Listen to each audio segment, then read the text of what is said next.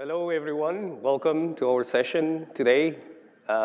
Before I begin introducing my presentation partner, I would like to assess a little bit of what your experience is with regards to how you're enabling your agentic solutions. So would you mind raising your hands if you're building agents that use off-the-shelf foundation models querying API? Raise your hands.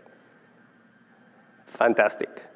And then how many of you are using or considering using custom models customized with your own data? That's great. Awesome. So today, my colleague, Lauren Moulinex, senior worldwide specialist solution architect for GenAI in SageMaker, and myself, Eric Peña, I'm a principal product manager for SageMaker AI. We are going to introduce you to how SageMaker AI is going to enable you with this new capability we launched yesterday for customizing models so that you can create better agentic applications with increased performance and better results. So let me begin by setting the stage with a very important trend that you might be aware of. A recent study found that the pace at which spend in AI applications is growing is twice as much for those applications that rely on custom models. You might argue that in absolute values, of course, querying directly a foundational model, an off-the-shelf foundation model API is still bigger, but the pace of growth is increasing. The pace of growth is twice as much for custom models. So let's understand why custom models are going to be more and more important.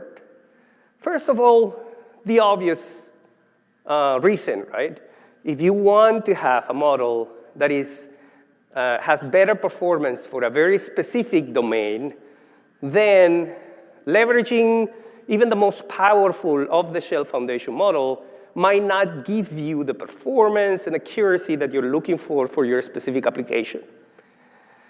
But not only that, as your applications and agents move from the POC or the proof of concept stage all the way to production implementation, and then become a success, scaling those workloads become more and more, less and less efficient when you're using just a mere off-the-shelf foundation model API.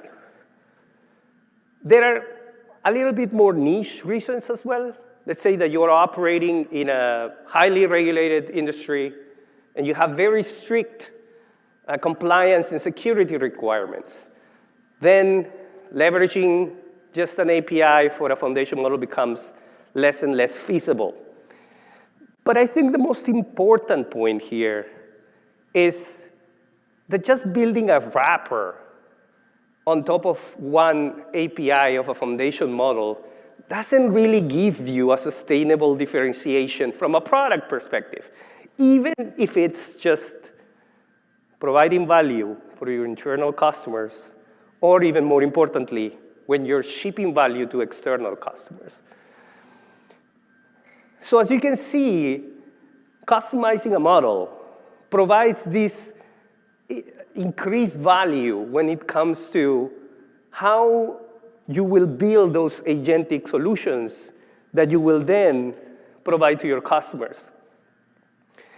Let's put this in context. Sorry, excuse me. How would you go about customizing a model? As you can imagine, this process is not always straightforward. The first is that you have a plethora of customization techniques, right? You can begin with the usual supervised tuning, but then if you want to get an extra edge when it comes to additional performance, you might be exploring additional techniques such as preference optimization or reinforcement learning. But that requires extra research time and effort.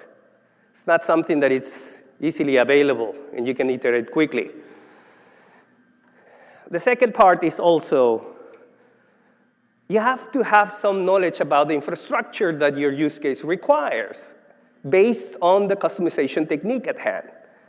So how many GPUs will you use, right?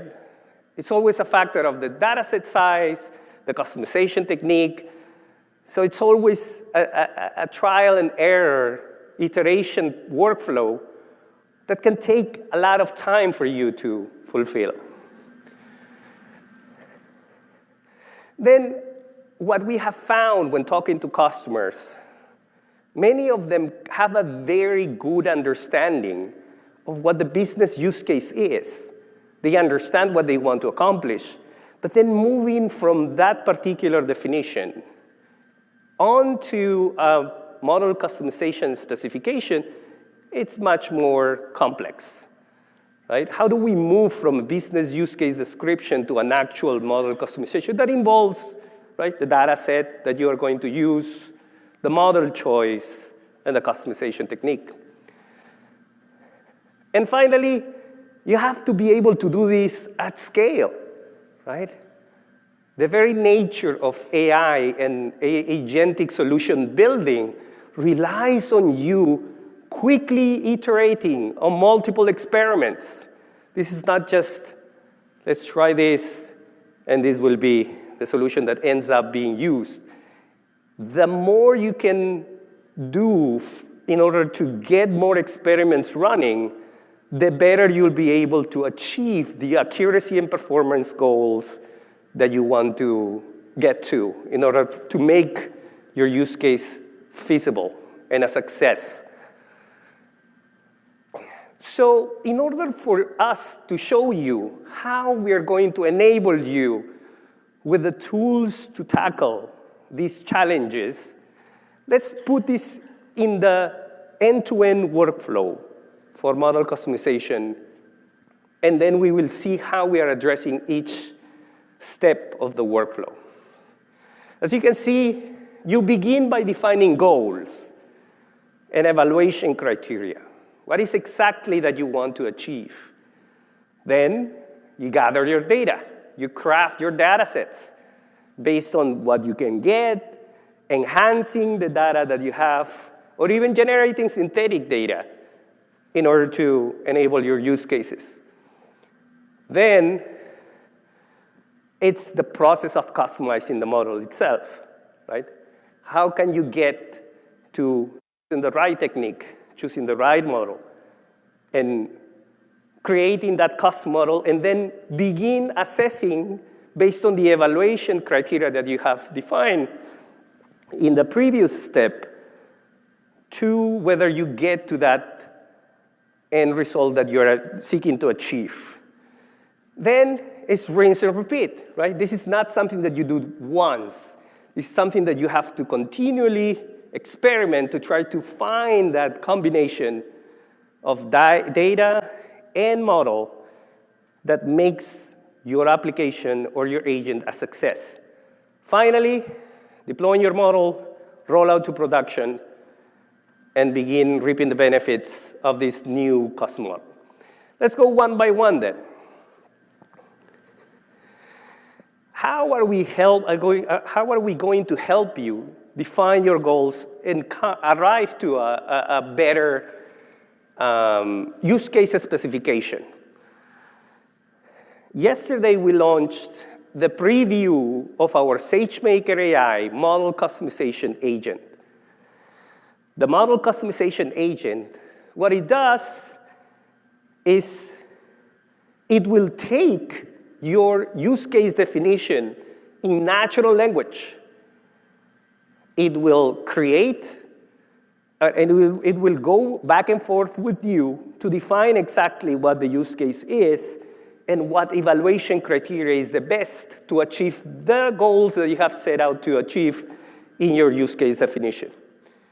And finally, It will lay out that use case specification for you to approve and continue forward. This might eventually end up customizing a model if you choose to move forward with the agent as well. So this is the UI of SageMaker AI, SageMaker Studio. When you go to the new models page, you will see that the models that are supporting this new customization capability will have the customize button. You have 3 options there. The one that is labeled in preview will enable you to launch a conversation with the agent. You can also begin the conversation without selecting a model, in which case you will have an opportunity to go back and forth with the agent and then choose one. So here's the UI of the agent. The agent will go into a conversation with you to define exactly what you're seeking.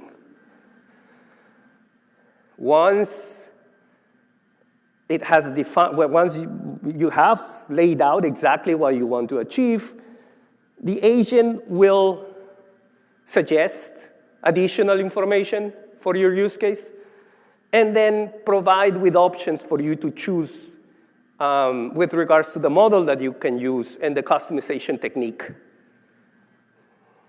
Finally, it will lay out the list of success criteria that you can approve or maybe go and edit, right? Maybe you see that you want to add, tweak, remove some of the success criteria, you're not satisfied. You can continue iterating with the agent until you're satisfied with the success criteria and approve it. And then you move forward. So that is the way, this agentic back and forth, in which we're making it easier for you to be able to move quickly from just a raw business use case into an actual model customization specification. Then, the most important piece in model customization, which is data set gathering and enhancement and curation. This agent will be able to request you to provide some examples or additional context with regards to the data that you want to provide, and then generate data that matches those examples that you have provided. But it will not only provide the synthetic data, it will also analyze it based on a set of criteria that include responsible AI controls so that you are aware and are cautious about the data that you're using to avoid bias, to avoid harmful content. That data generation won't require you to choose any underlying compute. It is serverless end-to-end. And so here's a sample of this back and forth. The agent tells you that it's ready to begin gathering data, and then you provide those examples, and then the agent shares with you the specification of your data set. Once generation, you decide exactly how many features you're going to be using, or you want the agent to generate. Additional configuration items such as the S3 bucket you want the data file to reside on. And you can also provide an S3 bucket of contextual data you want to have the agent use as a reference to generate those data. You choose the number of rows, the S3 bucket, and once generation is complete, you can see the quality of your data based on what I was just describing, right? Your statistics, your AI quality metrics, including responsible AI criteria. But I know many of you are even more prone to do things yourself. Maybe you already have a data set. Maybe you like to use your own data as opposed to just relying on an agent. That's also something that we anticipated customers will prefer to default. And then as a consequence, we have created the means by which you can upload or create your data sets and then use them in any customization job that you would like to run in the platform.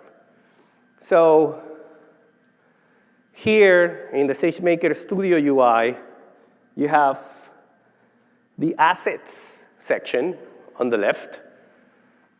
And the first item is, of course, data sets. You can create a data set, and then you will get to a form where you can name your data set and upload your file. Or you can also provide an S3 bucket if you have already uploaded your data set to S3.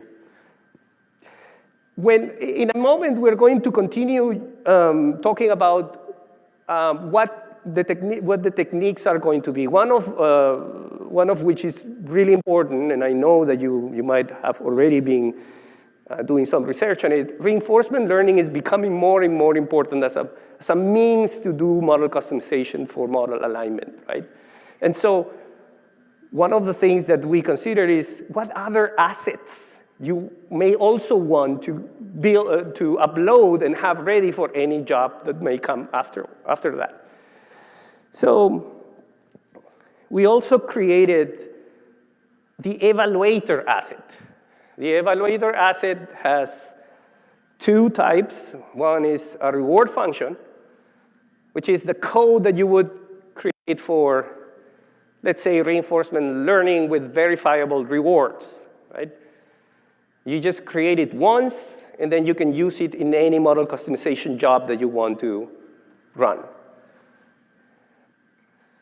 The UI will provide you with guidance as to what the code should look like from a format standpoint. And under the hood, it will be created as a Lambda function. As you can see, you can go to Lambda as well, create your reward function in Lambda, and then just pull the Lambda arm into the UI in order to create that evaluator that you can reference. The other is, how about reinforcement learning with AI feedback? In that case, you may be needing to create prompts for your reward models. Here you can create those once and then use them as you please in the UI. In a similar manner, you choose the reward prompt and you're guided to the format that you can use so that you can create those reward prompts and use them on your model customization experiments. As always, you can do this very simply if you want to use a code-first approach. Right? We have updated our Python SDK to include the constructs that will enable you to create these assets for model customization. I know many of you might be more comfortable using code first, so we are making it easier for you as well in that arena. Okay, so how about customizing the models? One of the things that I mentioned was the infrastructure configuration complexity, right? We've talked about this. You need to know what GPU I'm going to be using or I need to use. How many of these accelerators I'm required to run these jobs? Well, we're abstracting that configuration complexity from the process so that you can focus on what is important for you, which is creating experiments that walk towards your overall performance goals. That's why we launched yesterday serverless reinforcement learning. In other words, you will be able to launch reinforcement learning jobs without needing to configure any GPU configuration or the number of nodes. As you can see, the UI will also have, and that's the second, the first option there, customized with UI. If you know what you want to do, you just click Customize with UI, And that will take you to a very simple form where you choose your customization technique. In this case, let's say that it's reinforcement learning with AI feedback.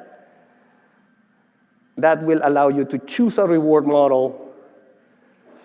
In this case, we're using Bedrock under the hood. So these will be using Bedrock APIs, and you're calling, and after the rollout phase, reward is using this reward model in Bedrock to provide rewards and then continue the training loop.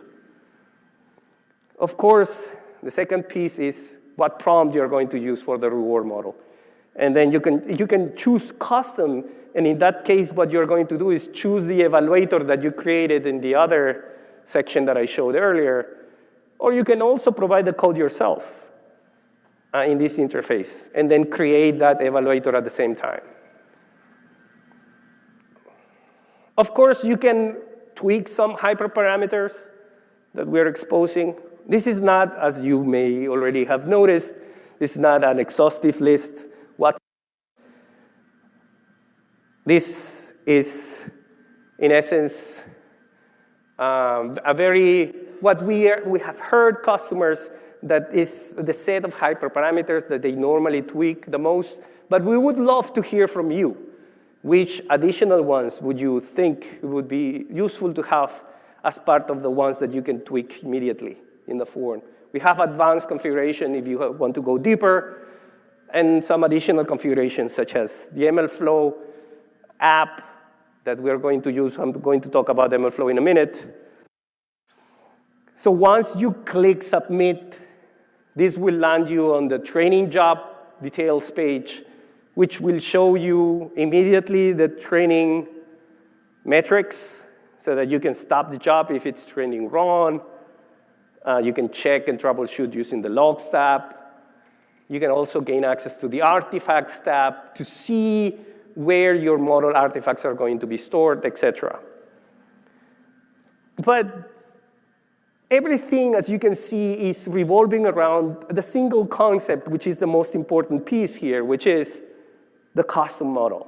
The custom model is the star of this show. And as such, we have a button up there that you can use to go to the actual custom model details page. Once the job has run, you can go to the custom model details page so you can see exactly everything about that custom model. The lineage, where you can track which data set was used for training. And you can also trigger additional actions, such as continued customization. You can, for instance, run a reinforcement fine-tuning job after running a supervised fine-tuning and continue improving your performance. You can also do this in code. So we have the new SDK classes for you to launch these serverless training jobs from your code.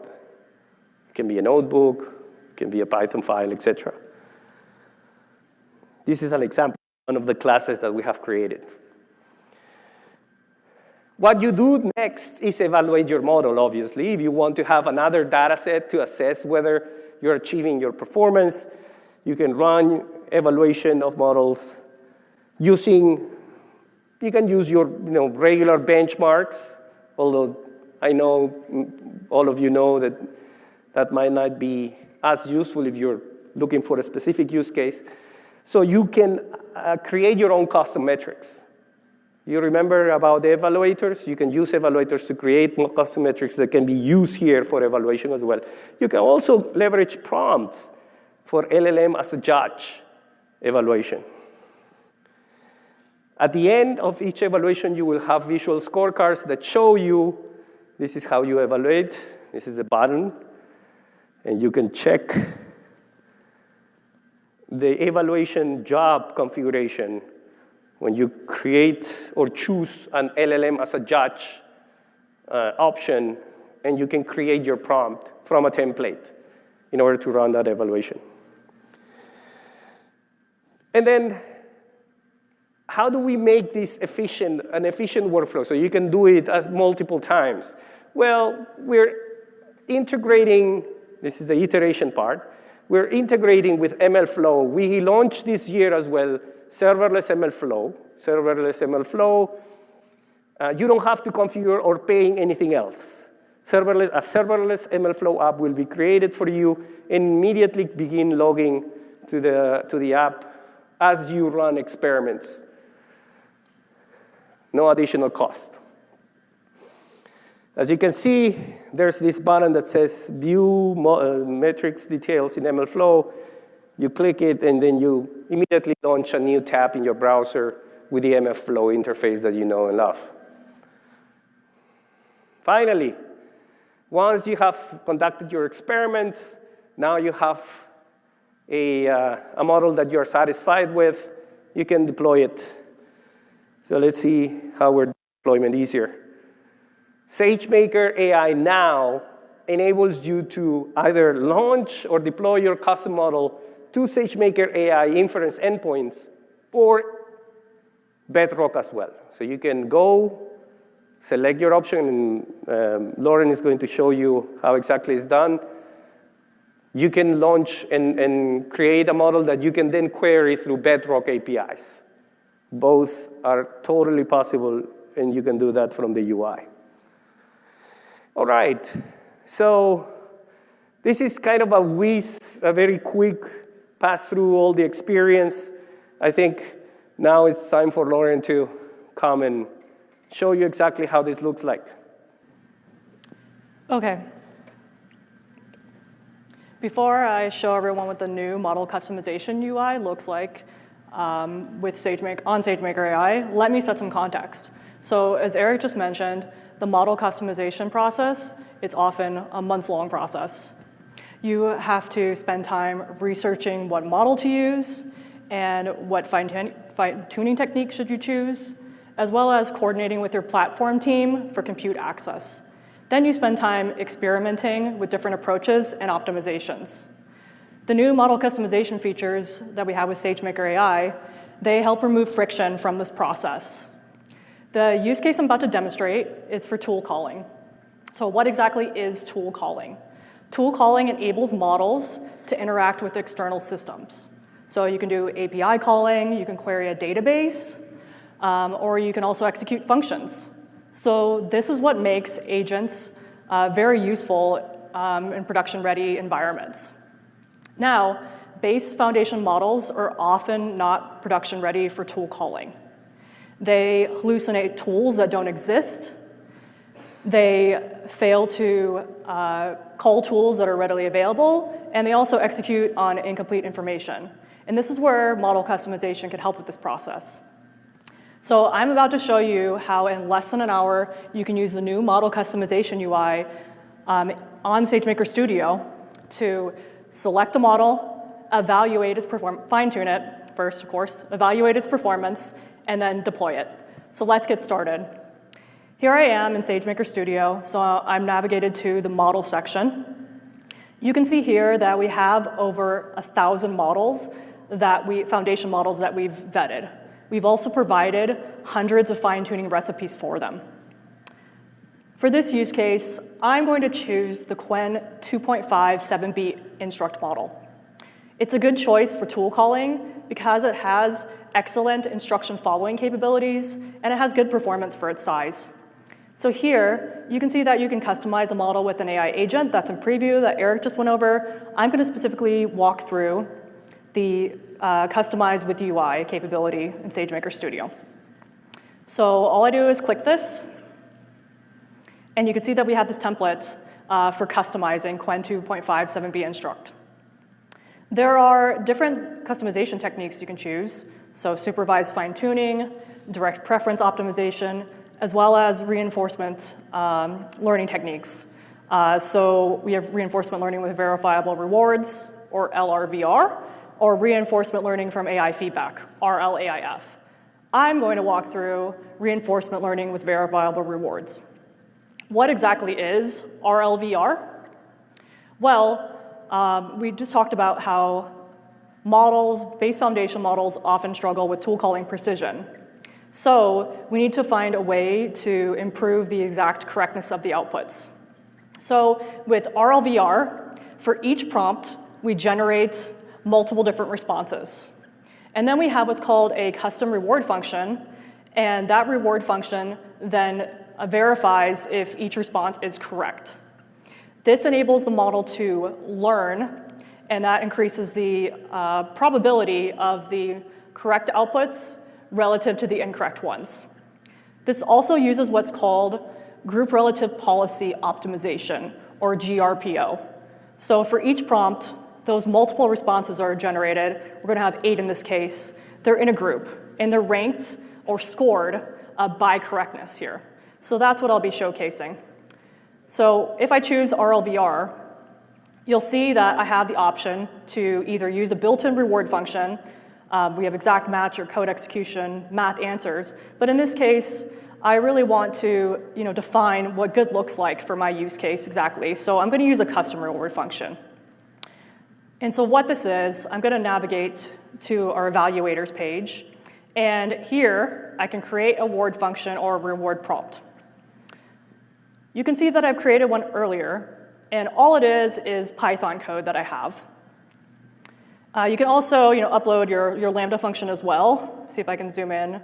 But essentially, this reward function that we're going to use, it's going to extract the tool calls from the model's responses and compare it to our ground truth. And it's in a 3-tier scoring system. So what that means here is it's going to give these different scores here in the middle. So 1 is a perfect match, which means it's calling the right function and the right parameters. 0.5 is a partial match, so that's the right function but the wrong parameters. And 0 is wrong match, or it's a missing tool call. Now, our reward function handles an important edge use case. What that means is sometimes it's correct to not do a tool call. For example, if you have a user who asks the model, what's the weather like, but they don't specify a location, then the model should respond and ask for clarification instead of providing a bad API call. So this reward function recognizes and actually reinforces that behavior.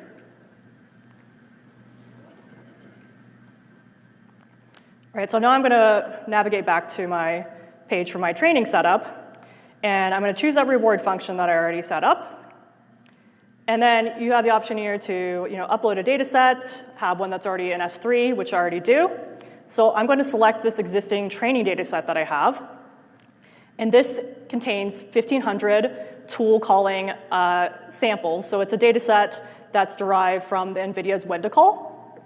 And it has examples of 3 different types of behavior. So it either executes a tool call when you have sufficient information, it clarifies when there's missing parameters, or it refuses the response to provide a response when there's harmful information, for example, which I'll show at the very end.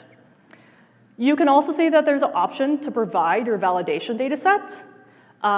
If you do not provide one, SageMaker AI will automatically split your training data set. So you'll have your validation data metrics that are already provided for you during training. And what this enables is that the model behavior can improve by not seeing this actual validation examples, so it just doesn't learn on the training examples as well. Here's where we set our output model artifacts location in S3. Here's the hyperparameters that we can configure. So for batch size, I'll leave this at 128. That seems okay for the size of the model and for the amount of data records that I have. Update the learning rates, and I'll have this pass through the data 3 times. Also, we have rollouts here that's set to 8. So that's essentially that we're generating 8 responses for each prompt. Also, we are doing experiment tracking with our new serverless ML flow. So I've already created a serverless ML flow app, so you don't have to worry about any infrastructure provisioning there in ML flow, brand new capability we launched. And ML flow automatically tracks all our training metrics. So that includes our loss values, as well as our reward scores in this instance, and hyperparameters. So that way you can compare your training runs and then also reproduce results. Now we also have some, of course, security top of mind here, AWS. So you can have this run in a private VPC, for example, and then have encryption with KMS keys for storage as well. So let's just talk about what happens next. you may have noticed that I don't have to worry about any training configuration setup here. So as Eric just mentioned, one of the key features that we just launched is serverless training. So in fine-tuning, you often have to provision GPU clusters. You need to manage distributed training strategies, and you have to configure communication between GPUs, as well as handling the fault tolerance and checkpointing. So that's often weeks of infrastructure work before you can even get started. So we've removed that infrastructure complexity here, so you don't have to worry about that at all. This runs completely serverless. So everything looks good here. I'm ready to submit my training job, my fine-tuning job. So this will take about 30 minutes to complete. So let me navigate to a training run that I've already completed to show you the results.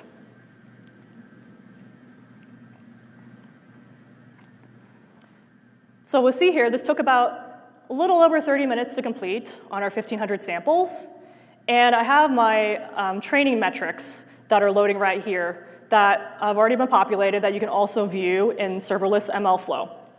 The main metric that I want to focus on, the key one, is the train reward statistics. So what that means here is this is the model's reward score, or it's how often the right tool was called with the right parameters. So it started off here at about only 25% it was able to make the right tool calls, the base model was. So during the 30 plus minutes of training, we hit 0.67, or now able to generate 67% of the time the right tool calls. So we essentially doubled our performance just in 30 minutes doing fine-tuning on this model. So this looks pretty good to me so far. So what should we do now is that we need to evaluate on a held-out test data set so that we can measure the model's real-world performance on examples it's never seen before. So we're able to do that as well with the new model customization features. Here we go to our custom model, and then we're able to evaluate it. That's what I'll be doing. You can also continue on customization. So perhaps you want to adjust the hyperparameters. 67% of tool calls isn't the right metric you're looking for. You can also train with a different technique as well. So we're going to move on to evaluation. Eric just went over that there's a lot of different evaluation types. For ROVR, in this use case, it makes sense to have a custom reward function like we've been using. So I'm going to choose the custom reward function. I'm going to use the exact same one, and I'm going to compare it with the base model too in our evaluation runs. I want to use the same reward function because that's evaluating then the model on the same exact specific criteria that we set for training. So I picked that reward function, and I've already uploaded a similar data set for evaluation with the similar behaviors that I talked about earlier. So execute or clarify or refuse. This has 300 samples, so definitely smaller for evaluation. And here are the advanced configuration parameters I need to set. This is just the context window. So I'll have that at 2046. And the max new tokens is just the tool calls responses. So I'll set that tokens of 512. I'll leave the temperature and the top K and the top P the same. And then I'll keep this that's the default as well. So I'll submit that. And this will take about 10 minutes to actually run the evaluation jobs on SageMaker. And we'll compare the base model to the custom model.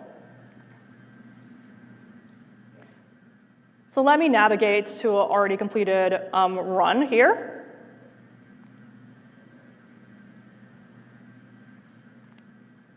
Let's take a look first at the lineage just to show you that this is also available, which is very helpful then. So you can do governance and determine where is your actual data coming from, what have you been doing. You can see your pipeline, and then could deploy this to production as well. So this is all available here. You also have logs that you could take a look at, determine what the model's doing. Maybe you need to do some early stopping. And then we have the evaluation metrics that are already loaded for you here as well. These are also available in MLflow by default. So the main metrics that I think are important to highlight are the tool call reward. So you can see that the base model, it's at 0.35, and we are able to increase that by 20 points to 0.55. So what does this actually mean? Is that the model is making the right decision either to execute a tool or clarify on if there's missing parameters, or refuse the request. So we're able to do that now 55% of the time. And all we had to do was, this took about 40 minutes to do training and evaluation, which is often a multi-month process just to set this up. The next metric that I think is important is the F1 score quasi. So the base score you can see here is about 46%, and the custom score, so our fine-tuned model, is now, the results are 64.6%. So this actually measures the output quality. What that means is, did the model generate the right function name, the correct parameters, and the proper JSON formatting? So it's essentially 2/3 of the time, the outputs are functionally correct here. You can also view the full evaluation results. In MLflow, there's a lot more metrics you can take a look at. So I can compare the different training runs I had here. So all I have to do is check those and then click compare. And then you can see here's our base model on the left and actually I probably just clicked the wrong ones, but the custom model on the right, and you'll be able to see all the different metrics and compare them. So there's more in here that are system metrics and so forth. Okay, so now our evaluation looks pretty good to me, and we're ready to deploy this model and test it for inference on some requests that we have. I have the option to deploy on Bedrock or on SageMaker. So let's do SageMaker for real-time inference. I'm going to create a new endpoint. And here I just type in the endpoint name, and by default it's recommending an ML G6 12x large instance. I can update that depending on your needs. And you also have some options as far as updating the instance count, the max instance count. There's also some auto-scaling that you could set as well. If you notice here, I don't have to build an inference container or write any serving code. So we've extracted that away for you, so it's very easy to deploy here. So I'll just click deploy.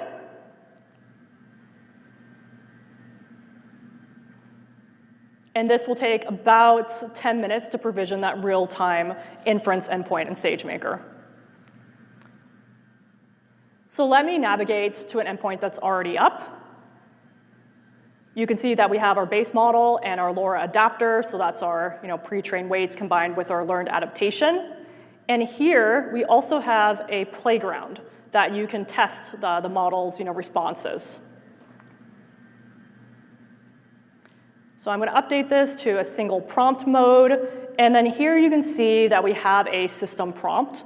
So this is very important for tool calling, because here you're able to define the tools that are available, as well as define the tools that are available, as well as the expected JSON output. And this also includes then our 3 behaviors that we trained on. So that would be the execute, clarify, or refuse. So let's test out some examples here to see what this looks like in action. We also have some other metrics that we can update, some other parameters we can update. So we have those output tokens, such as the model's response, and as well as the randomness and diversity. I want to keep the temperature pretty low because I want these tool calls to be deterministic and not be very creative. Top P looks good to me as well. And then I just enter my prompt here in the bottom. So first, I'll start with a tool call that should execute. So I'll enter in, what is the stock price for Amazon? And I can run that. And here, it's actually going to generate that tool call like we expected. And then it could also do an external API call, and we'll get the current stock price for Amazon. So that's exactly what we expect the model to do. So that's that perfect match as well, where it's the right function and the right parameters. OK, now let's do an example where the model should ask to clarify. So I mentioned earlier, like, what's the weather like? Well, right now, the model has no idea where I am. There's no geolocation enabled, so it's asking for clarification. So it's asking me, could I please specify the city that I'm interested in? So I could add that in. It should respond. Now let's enter in a harmful request that the model should refuse. So how do I hack into an email address? So since we fine-tuned our model, now it's actually responding and saying that it can't assist with hacking or any illegal activities. So please provide a legitimate request for assistance, which is exactly what we want the model to respond with. So results look pretty good to me. So looks like this may be ready for production, or at least you can test this more in your QA environment, and then determine if this works for your use case. OK, so let's just recap what we did. We were able to use the new model customization UI in SageMaker Studio. And we used RLVR and fine-tuned with the custom reward function with serverless infrastructure, so we didn't have to set up any of that training, so we removed all the infrastructure complexities there. We were able to evaluate the model's performance with the custom reward function.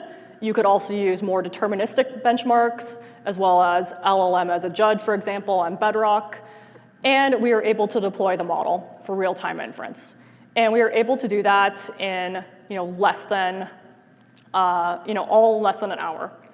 So instead of navigating the model complexities that often take months, you can really define your use case and focus on that. You're able to iterate in hours instead of weeks or months with the new model customization features in SageMaker AI. So I hope that you try it out today and start experimenting with your own use cases. So thank you, and let us know if you have any questions.